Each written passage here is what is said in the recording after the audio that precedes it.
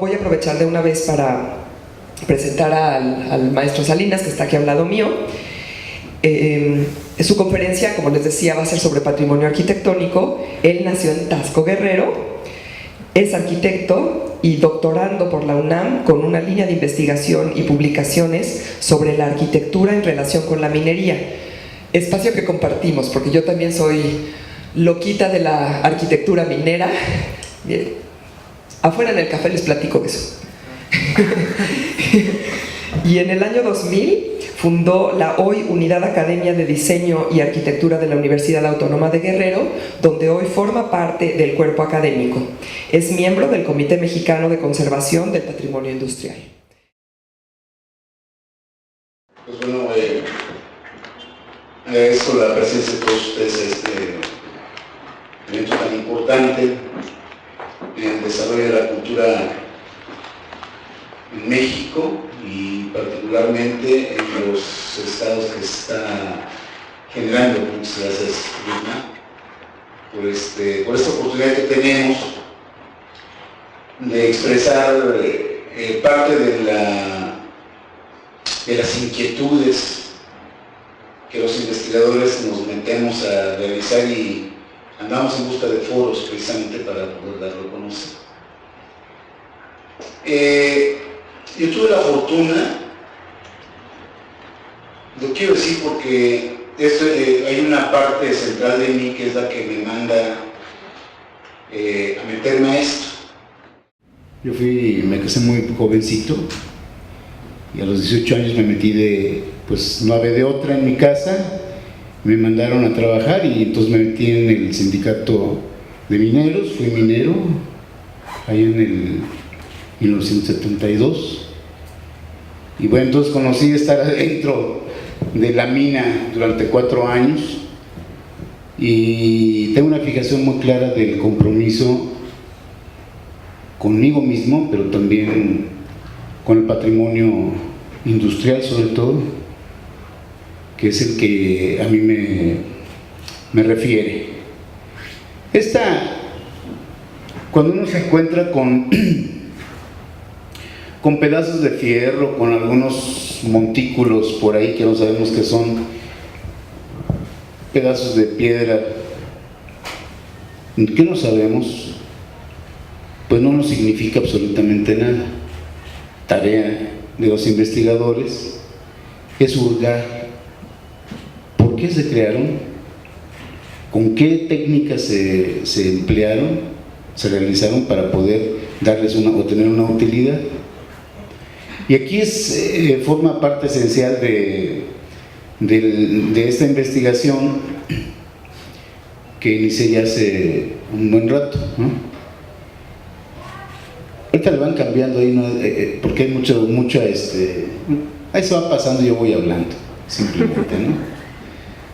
Entonces, una parte importante que acaba de señalar precisamente el doctor Manuel Ruz es la importancia del patrimonio. El patrimonio es lo que nos pertenece, lo que nos hace común socialmente, ¿no? Y si no nos enseñan a valorar este patrimonio, pues evidentemente no sabemos qué es, ¿no? O qué tanto valor representa. Y entonces aquí, en esta investigación que hice sobre la arquitectura minera, sobre todo en las haciendas de beneficio de mineral, descubro que precisamente en la época mesoamericana, pues ya en estas regiones se realizaban algunas extracciones de mineral en cielo abierto, que aún se pueden ver, precisamente hay una fotografía histórica que se toma de la parte de Alta de Tazo, que la presentaste, Manuel, ahorita, y al fondo se ve un cerro que es el Cerro de la Bermeja, donde está el Seguro Social hacia arriba actualmente, pero en la parte alta, un poco al poniente, se encuentra una colonia que le llaman Los Tajos. Ahí le paran. Los tajos. Porque es un tajo, es un rebaje a cielo abierto en donde el mineral estaba a flor de tierra, bajo la ley de que entre más expuesto estaba el mineral, mayor riqueza tenía. Eso se fue descubriendo después, pero entonces ya los naturales de esta región pues ya trabajaban precisamente esa extracción a cielo abierto, y había pequeñas hornillas, muchas veces pequeñas cuevas de 1 o 2 metros, hacían donde podían realizar pues la fundición, ¿no?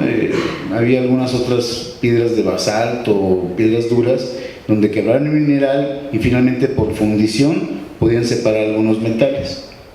Estos metales en 1521 por ahí, y desde antes, ¿no? Pero en 1521-22 pues se dan cuenta los españoles que estas laminillas que intercambiaban en el mercado de Tlatelolco provenían de un lugar del sur de lo que después fue Nueva España, y que se llamó Tlaxco, ubicado ahí, precisamente en San Juan Bautista. Si ustedes ven, hay una convergencia fluvial, y ahí se encuentra Taxco el Viejo, Tlaxco, que yo siempre he cuestionado, hasta ahora cuestiono el origen de Tlaxco, que no hemos encontrado un solo juego de pelota, pero bueno, ahí se encuentra Taxco el Viejo, y es tomado militarmente entre 1522 y 23. Taxco el Viejo era un referente ritual, ¿no? Y muy importante, y pues fue sometido, ¿no? Como con la cruz y la espada, un poco más atrás, nada más para explicar, por favor. Bueno, ahí, ok. Fue sometido. Entonces, bueno, posteriormente, en 1529, se dice, se traslada a este sitio, obviamente por una serie de recomendaciones que hay por las cédulas reales y demás, y además, por dos cualidades fundamentalmente que tenía este sitio, tiene y sigue teniendo, ¿no? La primera, militarmente, el que está arriba controla el de abajo, esa es una ley, ¿no?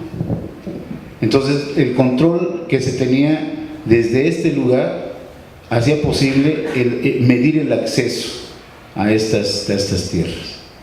La otra tiene que ver con los manantiales que llegan allá en la convergencia que de fluvial, pues emanaban de aquí y siguen emanando de acá, ¿no? Ahí está Chacualco todavía como uno de los manantiales más importantes de esta ciudad.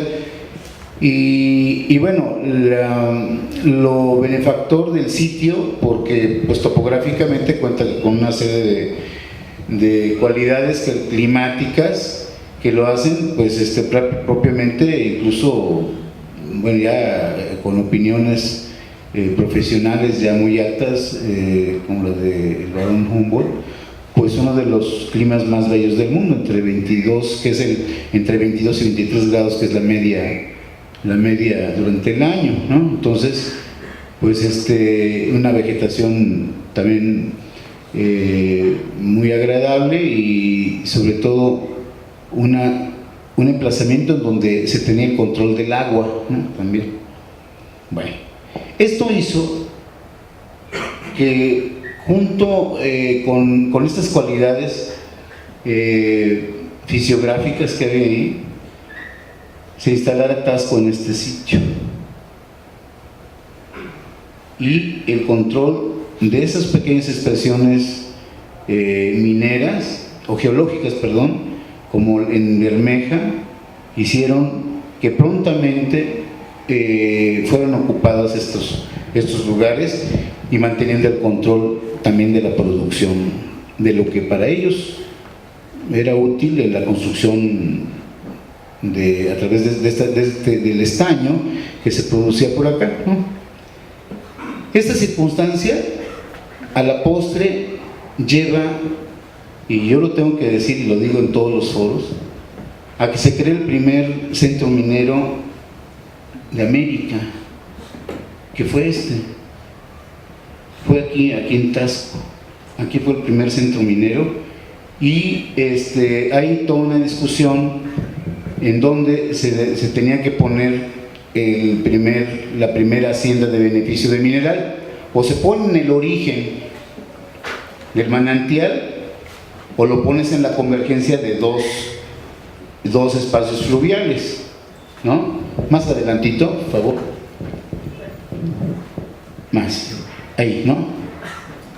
En Taxco, ayer está la hacienda de Cantarranas, que está en la parte norte de esta ciudad, y al sur está San Juan Bautista.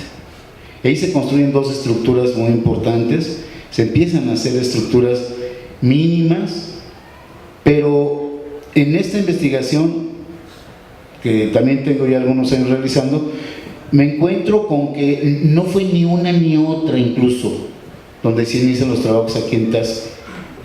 Mi hipótesis es que se inicia en la hacienda, en una hacienda que ya desapareció, está justamente donde está la cárcel municipal actual, en el barrio de Fundiciones. ¿Por qué? Porque la cercanía con los tajos pues era de 100 metros, así de fácil. Y en esa dirección, en dirección vertical, que es una hondonada, los españoles hacen la primera insertación vertical. O sea, está la montaña que viene hacia abajo, y los tajos están en la parte superior, y ellos hacen una perforación para tratar de encontrar la veta y explotarla hacia arriba y hacia abajo. Ya no el criterio mesoamericano de ir rascándole, ¿no? Sino establecer una perforación vertical e incidir con la veta. Y ahí está el socavón del Rey, tristemente cubierto con todo el terraplén que hicieron del Libramiento hace algunos años. O sea, para que otra vez en concordancia con la ignorancia, ¿no?, que permea a muchos de las autoridades. Y ahí está la primera mina que se hace antes de la de Morcillo de Michoacán, que ahí no hubo tal trabajo minero, en fin, pero aquí sí se realiza la primera perforación, se hace la primera fundición en el barrio de Fundiciones, y con estructuras muy elementales, como vamos a ver, ¿no? Muy elementales las estructuras. Es una cazuela, más o menos se podría llamar así, de piedra, en donde se martelina a través con mazos de piedra y de madera, y ahí se quiebra el mineral, y es pasado simplemente a unos hornos rudimentarios de fundición, punto. Y esta es una de lo que creo yo, pues es uno de los primeros aportes que se hacen a la teoría de que primero se hizo Cantarranas o se hizo San Juan Bautista. Pues no, ninguno de ellos. Se hace allí porque está de inmediato. Y además el primer barrio que se puebla por los españoles pues está a 200 metros y tiene todo un control visual que está en la Veracruz, ¿no? Entonces, no hay más que, mi hipótesis es esta, y la salida natural que viene siendo por la calle de Reforma, ¿no? La calle de Reforma que va finalmente hacia Aguacatitlán y demás, ¿no? Bueno, aquí en Taxco, si le ves un poco nomás porque hoy me voy a ir más rápido, posteriormente en el siglo XVI es uno de los más ricos en materia de producción minero-metalúrgica en esta región, y se convierte Taxco, inclusive antes que Zacatecas, se empieza la construcción de la hacienda de Cantarranas o de San Juan Bautista en 1543, temprana al mineral de Guanajuato y de Zacatecas. Entonces, estas dos haciendas, al parecer, son las en donde se les porta de una estructura mayor, aprovechando sobre todo la afluencia fluvial. Pero se habla de que hubo 62 haciendas, ya Silvio Zavala lo señala en algunos de sus escritos, y Radin también lo confirma. Entonces son datos duros. Ahorita vamos a ver una tabla. Había 63 molinos de propulsión a chorro, y en un total de 83 haciendas de beneficio. Las otras eran de sangre o de movimiento contracción humano o animal. Pero a partir de 1985 me llamó mucho la atención precisamente estudiar esto, y me di a la tarea de entonces, de cada oportunidad que tenía de vacaciones, pues de irme de campamento. Había siempre gentes de los pueblitos, o decían, pues ahí hay unas estructuras, o hay unos paredones, dicen ellos, ¿no?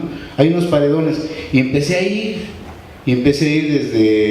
desde hace ya un buen rato, y cada vez me sorprendía porque yo no sabía qué era, de tal manera que sí se puede afirmar.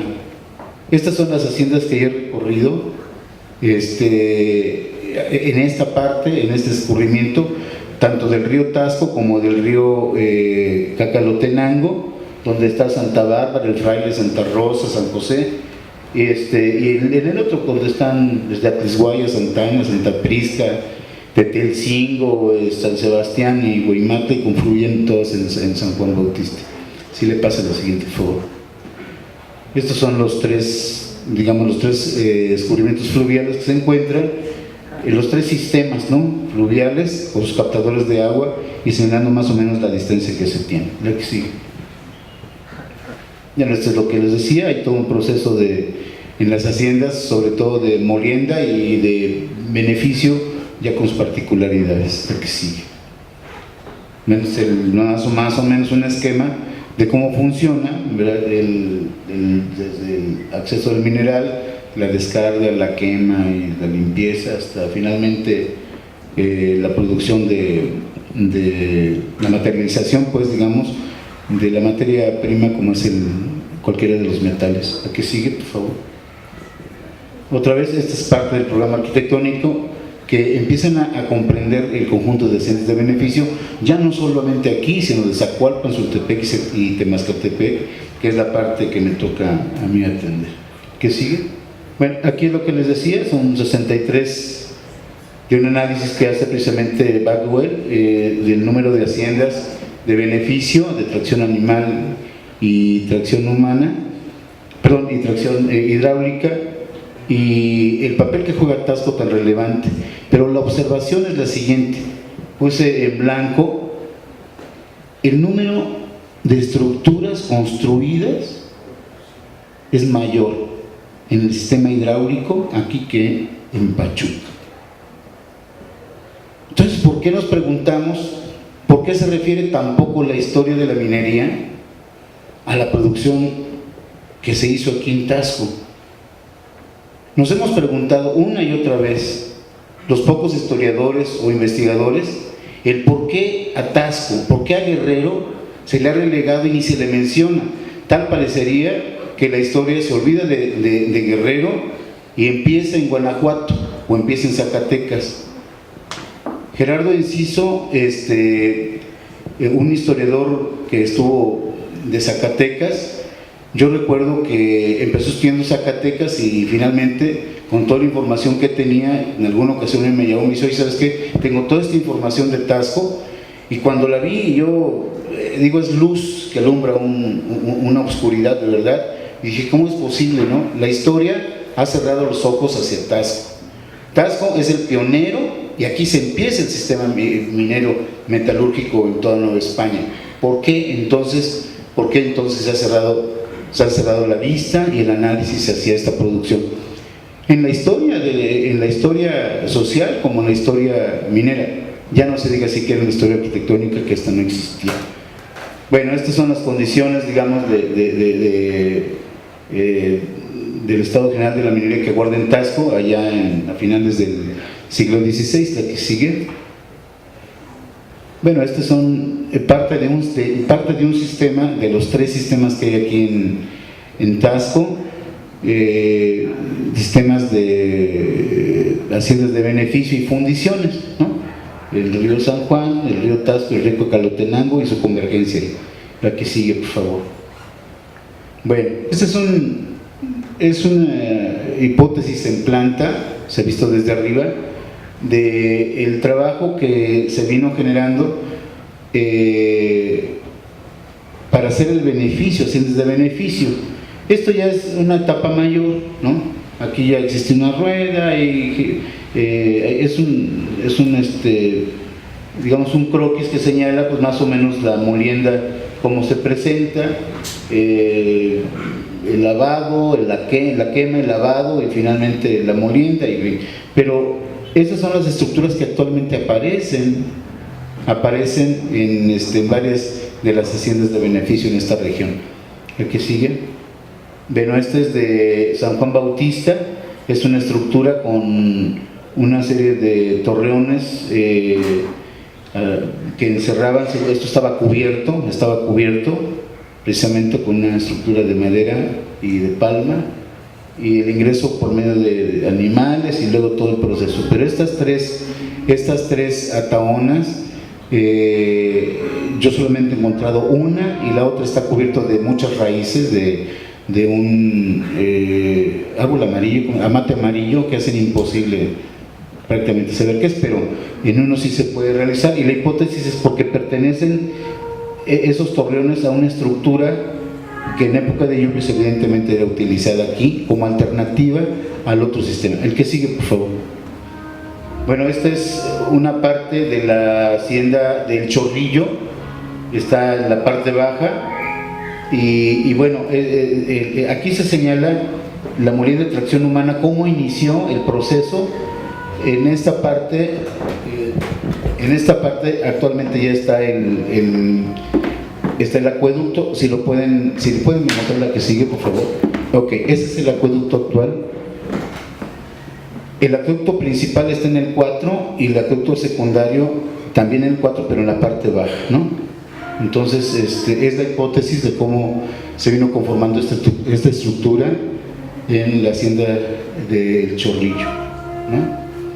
Bueno, aquí también una particularidad, esta es la hacienda de San Francisco Cuadra, es el trazo, es un levantamiento. Casi todos estos trabajos, yo sí quiero dar los créditos, han sido productos de investigaciones que hemos realizado con los alumnos de la Unidad Académica ahora de Diseño y Arquitectura de Campus Taxco, y como este levantamiento que se hace de topográfico de un acueducto.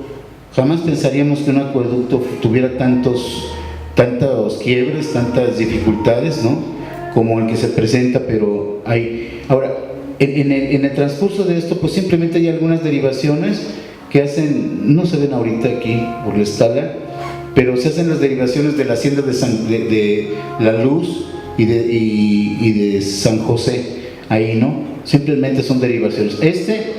Al final es una escala, vean ustedes, demasiado grande.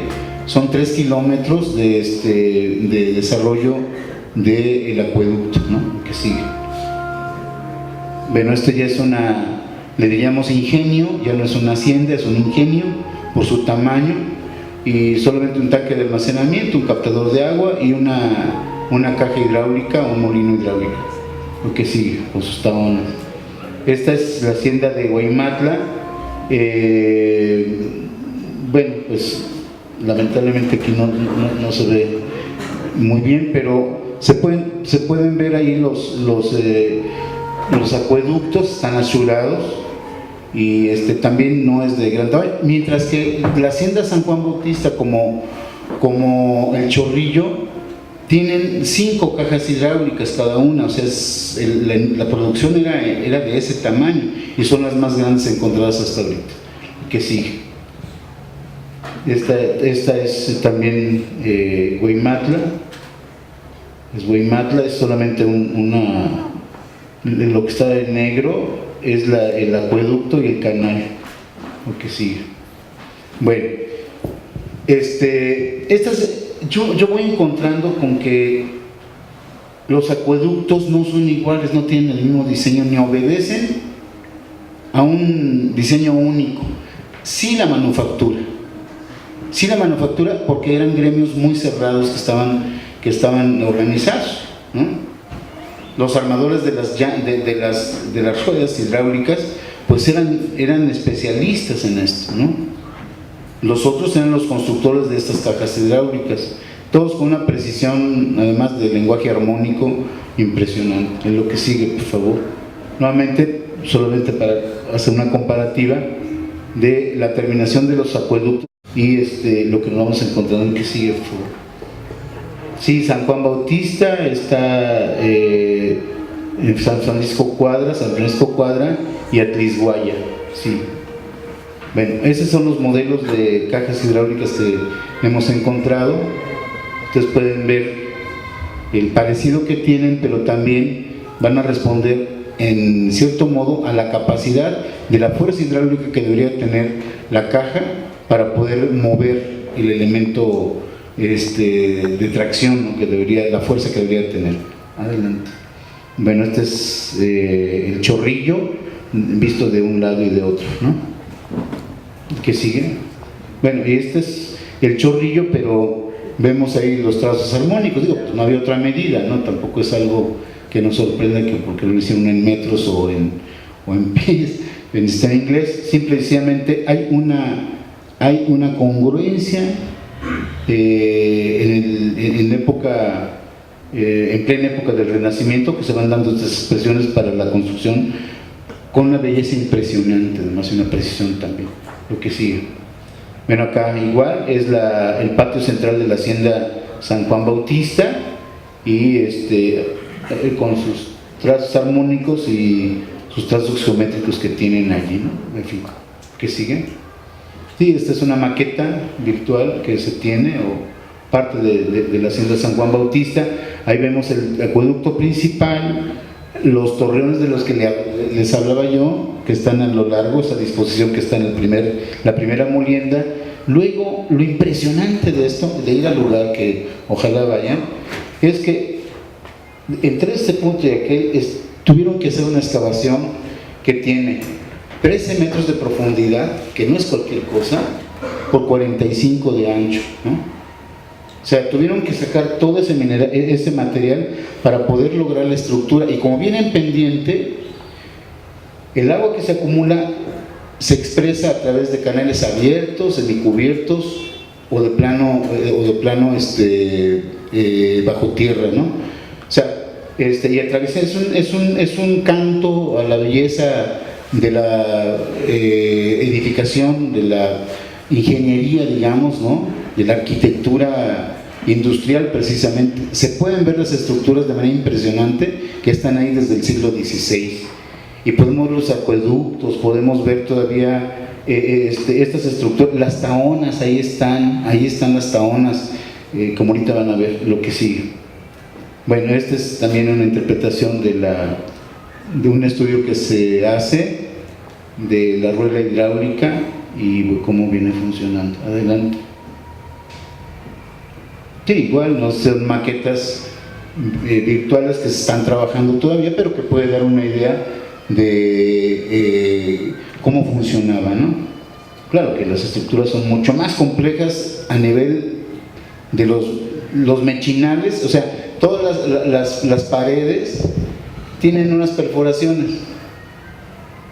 Y como tengo como 25 años estudiando esto, un día me puse a medir una por una su disposición y empecé a hacer la proyección. No, pues era toda una estructura que permitía que no hubiera un movimiento en falso para realizar la molienda con tracción hidráulica y tracción humana.